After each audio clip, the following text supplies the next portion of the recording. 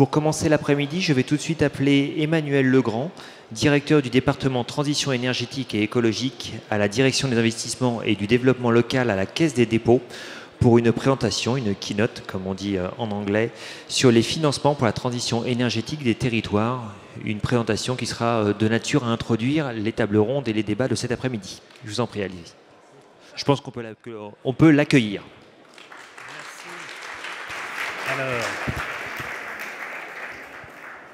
Alors j'ai donc le redoutable privilège de relancer les débats à l'heure de la sieste. Et je vais peut-être commencer par une devinette, une interrogation. Savez-vous ce qu'est la Banque des Territoires? Qui connaît la Banque des Territoires? Alors je vais vous en dire un mot, parce que c'est quand même une nouveauté importante en cette année 2018. Hop. Donc le machin... Peut-être si vous pouvez avancer dans la présentation, parce que je n'ai pas l'impression d'avoir le... Merci. Donc la Banque des Territoires, c'est la Caisse des dépôts, ou plutôt c'est désormais l'un des 5 métiers du groupe Caisse des dépôts que vous voyez présenté ici, aux côtés de la gestion de nos filiales et participations dans lesquelles on trouve des entités comme la CNP, la Compagnie des Alpes ou bientôt la Poste. Le métier des retraites, sur lequel vous savez que la Caisse des dépôts joue un rôle important et jouera avec la réforme des retraites un rôle de plus en plus important. Les métiers de gestion d'actifs. Un métier que vous connaissez peut-être plus, qui est le métier de financement des entreprises et de l'économie avec BPIFrance, qui investit dans les sociétés et qui est présente dans un certain nombre de développeurs éoliens, au capital des développeurs éoliens et ENR en général.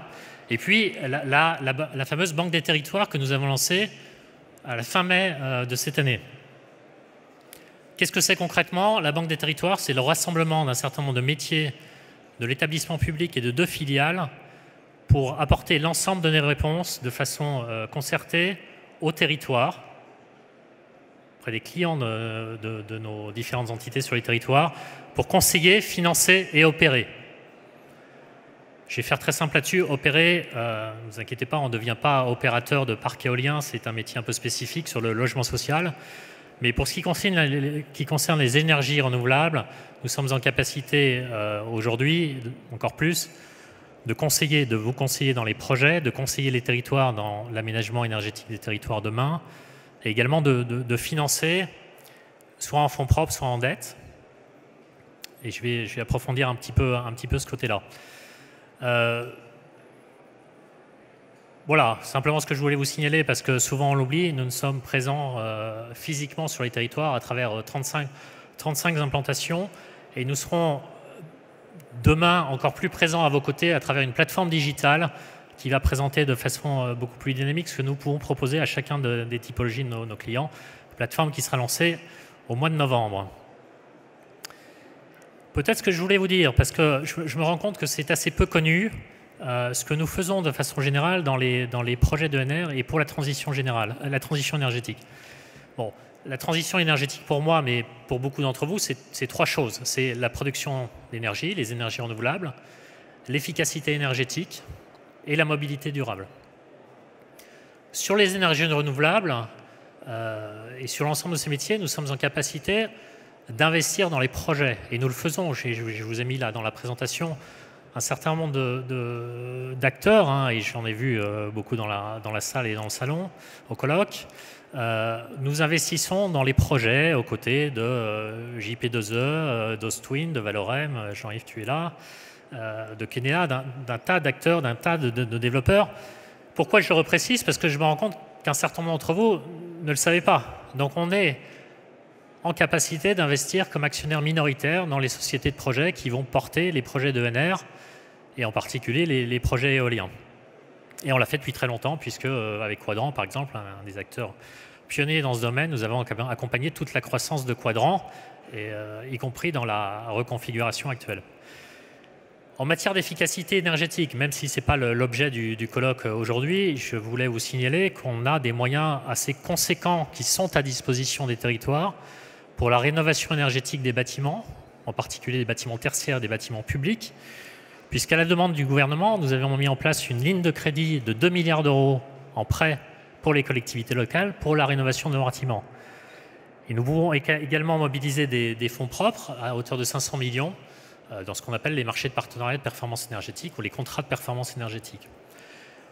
Nous l'avons déjà fait avec des collectivités locales, donc sur les territoires, par exemple avec la région Grand Est. Historiquement, c'est un des premiers partenariats que nous ayons monté pour la rénovation énergétique des lycées en Alsace il y a plusieurs années et qui marche très bien, qui donne de très bons résultats. Nous le faisons aussi dans l'industrie, en répondant, et c'est un des messages que je voudrais vous passer, c'est que nous savons nous adapter aux demandes de nos clients, de nos partenaires. Donc, par exemple, le projet que nous avons mené avec Solvay il y a quelques années répondait aux besoins de Solvay qui étaient de déconsolider les investissements non cœur de métier, les investissements dans ces actifs de production d'énergie qu'on a externalisés dans une société de projet, qu'on a complètement rénové. Et tout ça dans un montage qui est déconsolidant, donc qui permet à Solvay de ne pas supporter le coût de ces investissements-là. Ce qu'on a fait dans l'efficacité énergétique, on sait le faire dans notre domaine, on sait le faire dans les projets d'énergie renouvelable et dans l'éolien si vous avez besoin. Donc encore une fois, le message, c'est en particulier aux développeurs qui cherchent à croître dans ce marché-là. Et on sait que parfois c'est un peu compliqué dans un marché en forte concentration, mais pour votre croissance, il n'y a pas que la seule solution d'aller faire rentrer un nouvel actionnaire au sein du capital de la société. On sait travailler sur des montages où on va à la fois libérer du cash sur des parcs qui sont déjà en production et puis trouver un accord pour vous accompagner sur un pipe de projet sur les développements futurs. Dernier point que je voulais mentionner, parce que je sais que ça intéresse un certain nombre d'entre vous, mais nous sommes très présents sur la mobilité durable. La mobilité durable et des projets très innovants. Vous savez que ça bouge beaucoup dans ces domaines-là. J'en ai cité deux. CityScoot, parce que c'est un truc marrant qu'on voit tous les jours dans les rues de Paris, les fameux scooters électriques en free floating. Nous sommes un actionnaire et nous avons permis à CityScoot de prendre son envol. Et puis Hype, parce que c'est un projet un peu emblématique autour de l'hydrogène. Hype, pour ceux qui ne connaissent pas, ce sont les taxis à hydrogène qui ont été lancés à Paris. Voilà un petit peu pour la vision panoramique sur les financements dans ces trois domaines pour la transition énergétique. Alors, pour revenir aux ENR, je voulais vous donner un petit peu un panorama de ce qu'on fait. Chaque année, on permet le financement d'à peu près 1 milliard de projets d'énergie renouvelable en France. 1 milliard. Je le remets, ça ne c'est pas sans doute pas assez, mais c'est assez simple. Moi, j'engage chaque année une trentaine de projets qui représentent 150 millions d'euros. Ce sera vrai pour 2018. On a un effet de levier de 7 avec la dette bancaire, avec les co-actionnaires, puisque nous sommes toujours un actionnaire minoritaire. À 7 fois 150, ça fait 1 milliard. Et nous avons un portefeuille de 150 participations. Ça fait beaucoup plus de projets, évidemment, parce qu'il y a des holdings de projets et des choses comme ça. Et vous voyez, et je vois que certains l'ont déjà noté, on est très présent dans l'éolien, puisque dans notre portefeuille aujourd'hui, l'éolien représente l'essentiel des investissements que nous avons réalisés. Alors, une autre chose qui ne se voit pas, mais je voulais le signaler, c'est que nous sommes aujourd'hui, et je veux le signaler parce que ça a donné lieu à quelques débats, je crois, ce matin, nous sommes aujourd'hui le seul acteur présent dans la moitié des projets d'éolien offshore, la moitié des projets posés au Tréport, à Saint-Brieuc et à Noirmoutier, et la moitié des projets pilotes flottants à Groix, d'une part, et en Méditerranée, d'autre part. Voilà. Et évidemment, on souhaite continuer à accompagner cette filière. On sera présent à vos côtés, aux côtés des acteurs, à la fois les territoires, et je me tourne vers les élus là-dessus pour aider au développement de la filière et des emplois dans ce domaine, mais aussi comme actionnaire potentiel des projets pour vous aider à avancer dans les fermes commerciales et à lever des financements bancaires lorsque ce sera nécessaire. Et évidemment, on est bien sûr impatient de savoir ce que donnera la PPE, donc j'ai compris qu'elle arriverait bientôt. Pour la transition, parce que le thème de ce colloque visait les territoires, nous sommes également présents dans 23 SEM, Sociétés d'économie mixte. Tout le monde ne sait peut-être pas ce qu'est une SEM, mais c'est une entité, c'est une société anonyme qui rassemble à son capital des collectivités territoriales et d'autres investisseurs, d'autres actionnaires. Et aujourd'hui, je voulais insister un peu là-dessus parce que c'est un mouvement que nous constatons depuis un an et demi, qui est une conséquence de la loi TEPCV 2015. Il y a énormément d'acteurs publics, de collectivités locales qui interviennent dans ce domaine des énergies renouvelables. Donc je sais que vous êtes, vous, acteurs privés, développeurs, en contact avec les collectivités locales assez naturellement, mais il y a les contacts pour le foncier, il y a les discussions sur les retombées fiscales que peuvent représenter vos projets pour les collectivités locales.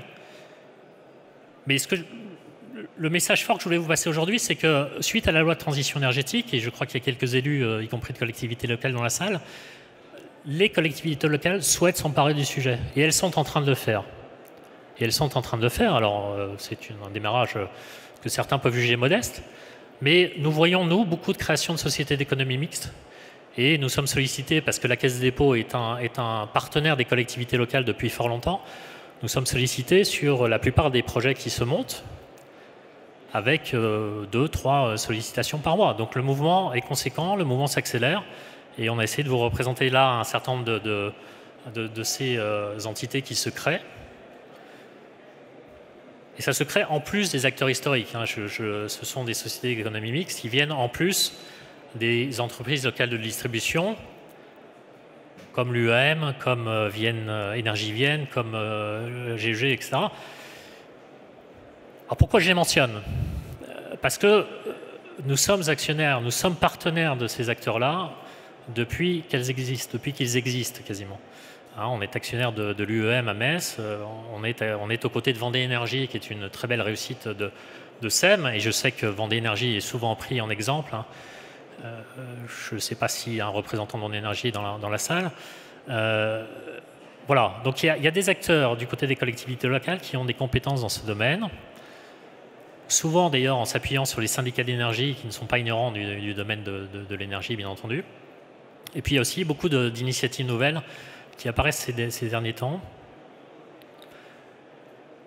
Bon, ça pose évidemment un tas de questions, et sans vouloir, on n'est pas là pour donner des leçons à qui que ce soit, mais je voulais partager avec vous un certain nombre d'interrogations que nous avons, qui peuvent être des points de vigilance d'ailleurs quand on est sollicité sur ces projets-là.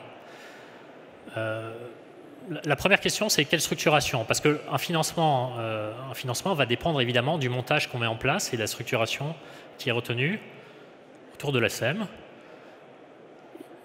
Notre recommandation, notre suggestion, c'est d'associer évidemment la collectivité très en amont et de ne pas oublier que les décisions dans une collectivité locale ne s'effectuent pas forcément dans la même temporalité que pour un acteur privé, en particulier une PME ou une ETI. Donc ça, c'est à intégrer dès le départ. Bon, le contexte spécifique, le message est très simple. Quand vous parlez à Vendée Énergie, qui a plus de 10 ans d'expérience dans le secteur, ou quand vous parlez avec une grande métropole qui a internalisé des compétences, c'est pas la même chose que quand une communauté de communes a envie de s'emparer du sujet, mais ne le connaît pas très bien. Donc évidemment, il va falloir adapter le type de relation que vous pouvez nouer avec ces partenaires, collectivités locales, au contexte spécifique à chacune. Un sujet qui est assez récurrent, et je pense que de plus en plus on va le voir, y compris dans les appels d'offres de la CRE, c'est celui de l'ambition géographique de ces initiatives-là, puisque naturellement on se dit qu'une collectivité locale, adossée à un syndicat d'énergie départemental, va limiter son activité à ce département. La réalité est évidemment un peu différente pour les raisons que j'évoquais. Tout simplement, à un moment, quand on veut faire des projets, parfois, c'est plus intéressant d'aller faire des projets photovoltaïques dans le sud ou d'aller faire des projets éoliens en Hauts-de-France. Deuxième point de vigilance, c'est quelque chose d'un peu nouveau. Encore une fois, les collectivités locales ont des ambitions. Je vois des représentants de l'Occitanie ici, donc il faut le prendre en compte. Et il y a sans doute de nouvelles formes de coopération, de collaboration à imaginer avec les collectivités locales, qui, pour un certain nombre d'entre elles, ont besoin de compétences dans ce domaine-là. Donc vous avez des compétences inestimables sur les projets, dans le montage des projets éoliens. C'est quelque chose qui est fort utile pour les collectivités locales. Un point de vigilance, c'est la bonne compréhension aussi des règles du jeu. Parce qu'on est dans un monde où la politique de l'énergie, c'est écrit, et je sais que certains le défendent fortement, la politique de l'énergie reste une prérogative nationale. C'est écrit comme ça dans le Code de l'énergie. Bon. Est-ce que ça continuera à l'avenir? Mais en tout cas, ce qui est important, c'est que les collectivités locales aient bien en tête les règles.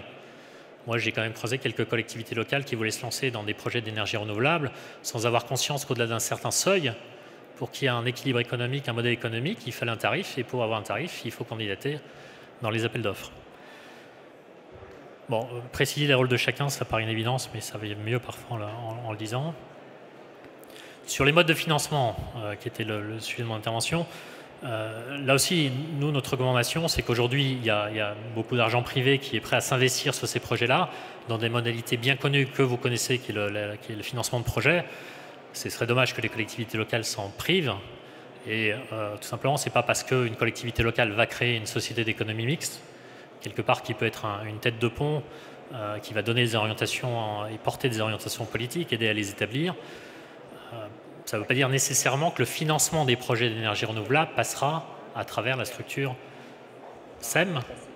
Elle peut se monter autrement, en particulier par des filiales de SEM, avec des sociétés de projets dans lesquelles on trouvera au capital la SEM, probablement un développeur, un industriel du secteur. Et évidemment, nous, Banque des Territoires, nous sommes disposés, nous sommes disponibles pour accompagner ce type de projet. Voilà. Voilà un petit peu les messages. J'espère que j'ai respecté mes 15 minutes d'introduction. Et je vous remercie en tout cas de nous avoir écoutés. Et la Banque des Territoires, retenez ça aussi, la Banque des Territoires, donc vous saurez tous ce qu'est la Banque des Territoires aujourd'hui, mais est à votre disposition dans cette grande transition que nous vivons ensemble, parce qu'elle se joue bien entendu évidemment aussi sur les territoires, avec les collectivités locales et avec vous, développeurs et professionnels de la filière éolienne. Merci Emmanuel Legrand, merci beaucoup pour votre intervention, votre présentation de la Banque des Territoires et donc l'action que vous contribuez à soutenir en faveur de la transition énergétique. Merci beaucoup.